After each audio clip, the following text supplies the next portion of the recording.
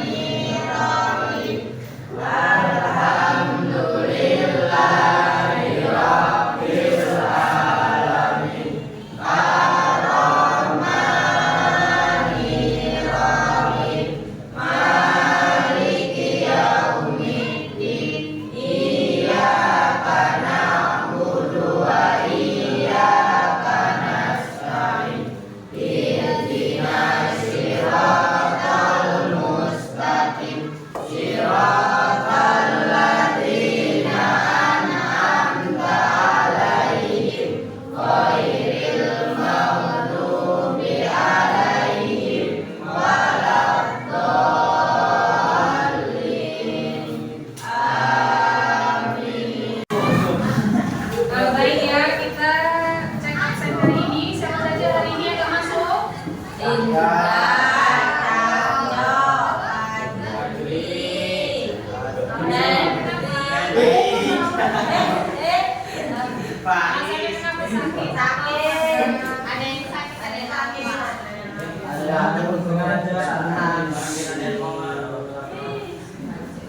Kalian masih ingat materi minggu lalu?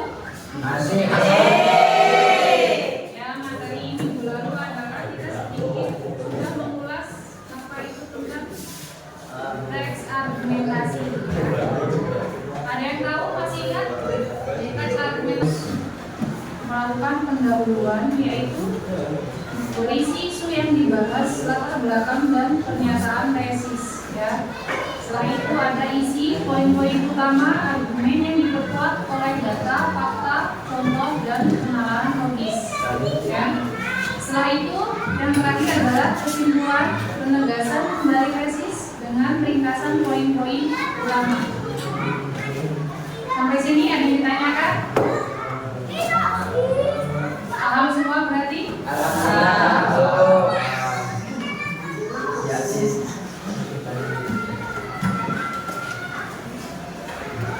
Selanjutnya yaitu unsur kebahasaan dalam teks argumentasi, ditunjuk dengan kata, ya. Jadi argumentasi itu seperti hanya kita mengaitkan sebab akibat, misalnya karena, sebab, oleh, sebab, ya. Kata kerja mental menggambarkan pemikiran atau persepsi, misalnya pendapat untuk meyakinkan seseorang, contohnya tentang ya, kamu besok pakai produk ini aja, ya, seperti itu contohnya argumentasi. Intinya untuk mengajak atau meyakinkan, ya. Terus jenis penalaran dalam argumentasi, logika di balik klaim. Argumen yang kuat harus didasarkan pada salah satu atau kombinasi dari metode penalaran berikut. Penalaran dari pernyataan umum, premis mayor menuju kesimpulan yang spesifik. Penalaran dari kasus-kasus spesifik atau observasi untuk mencapai kesimpulan umum. Membandingkan dua hal yang berbeda namun memiliki kesamaan lalu menarik kesimpulan, ya.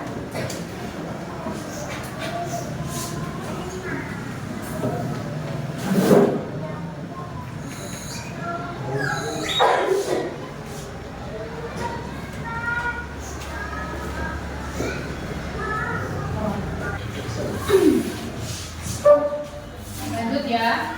Jadi menyusun pendahuluan yang menarik perhatian pembaca. Pendahuluan adalah pintu gerbang menuju argumen Anda. Buatlah pembaca ini melanjutkan membaca. Ya. Poin pertama adalah pembuka. Mulai dengan faktor menunjukkan pertanyaan retoris atau kutipan yang relevan untuk menarik perhatian. Latar belakang isu, berikan konteks yang cukup tentang topik dan mengapa isu tersebut penting untuk dibahas saat ini. Terus pernyataan tesis jelas. Sampaikan poin utama Anda dalam satu atau dua kalimat yang spesifik dan tegas. Ya, sampai sini paham? Paham. Lanjut ya, kalau paham. Mengembangkan isi argumen, bukti, contoh, dan penjelasan. Setiap paragraf isi harus fokus pada satu poin pendukung yang mendukung tesis utama. Ya. Sebutkan argumen pendukung Anda di awal paragraf. Contohnya,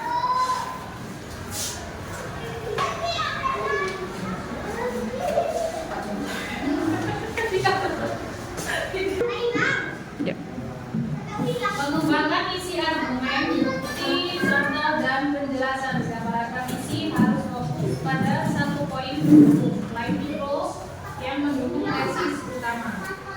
Pernyataan poin, sebutkan argumen pendukung Anda di awal paragraf.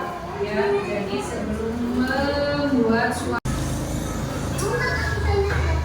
menulis argumen pendukung Anda di awal paragraf. Ya.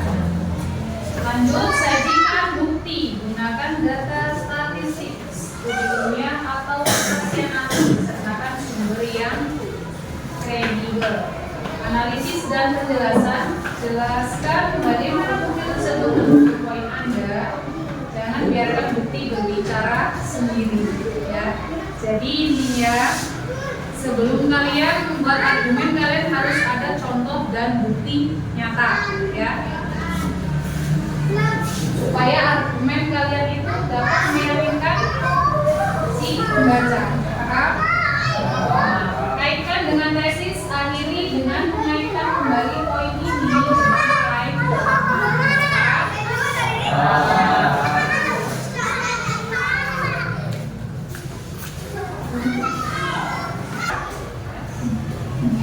Dari yang disampaikan tadi, ada yang belum paham?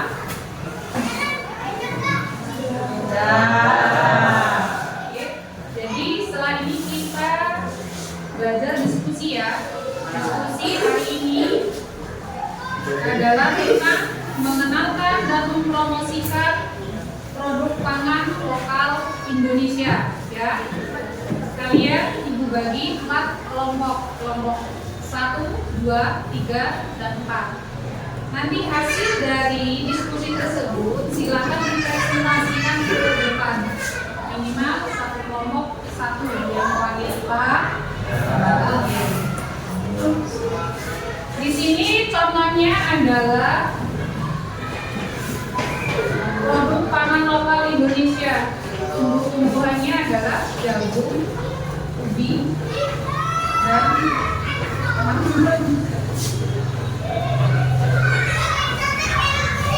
mulai ya diskusinya ya.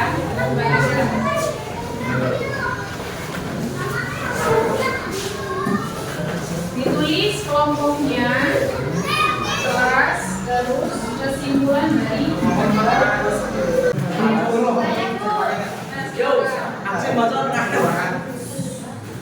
Kalau yang lain perhatikan ya, tentunya akan mempresentasikan hasil diskusi mereka hari ini.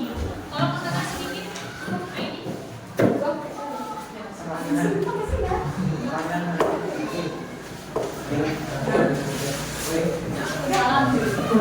Assalamualaikum warahmatullahi wabarakatuh. Waalaikumsalam warahmatullahi wabarakatuh. Saya mewakili kelompok 1 akan mempresentasikan hasil diskusi dari produk pangan lokal Indonesia. Produk pangan lokal Indonesia harus diutamakan. Indonesia dikenal sebagai negara agraris yang kaya akan sumber daya alam.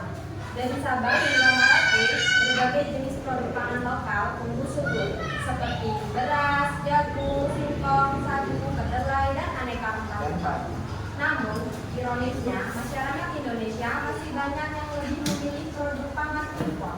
Padahal produk pangan lokal memiliki kualitas dan skala baik dan nilai ekonomi yang tinggi bagi bangsa. Pertama, produk pangan lokal lebih bergizi dan sesuai dengan kebutuhan masyarakat Indonesia. Misalnya, beras merah, singkong, dan sagu mengandung karbohidrat kompleks yang baik untuk kesehatan dan cocok dengan sistem pencernaan masyarakat tropis. Selain itu, pangan lokal tidak mengandung bahan pengawet berlebih seperti beberapa produk impor yang harus melewati proses distribusi panjang. Kedua, mengonsumsi dan menggunakan produk pangan lokal berarti mendukung perekonomian petani dan pengusaha kecil di negara di dalam negeri. Dalam pembeli produk lokal, masyarakat membantu meningkatkan kesejahteraan petani, nelayan, dan pelaku UMKM di sektor pangan. Hal ini juga memperkuat ketahanan pangan nasional karena Indonesia tidak perlu bergantung pada impor dari negara lain. Ketiga, pangan lokal merupakan bagian identitas dan kebanggaan bangsa. Setiap daerah memiliki produk unggulan yang mencerminkan budaya dan kekayaan alamnya, seperti papeda dari Maluku, timun dari Jawa, dan rendang dari Sumatera Barat. Melestarikan dan memanfaatkan produk pangan lokal berarti menjaga warisan budaya kuliner Indonesia agar tidak tergeser oleh produk luar negeri. Berdasarkan uraian tersebut, dapat disimpulkan bahwa produk pangan lokal Indonesia memiliki banyak keunggulan dari segi kesehatan, ekonomi, dan budaya. Oleh karena itu, sudah seharusnya kita mencintai, memprioritaskan, dan mempromosikan produk pangan lokal agar bangsa Indonesia semakin berdiri dan berdaulat di bidang pangan. Oke, berikan terus.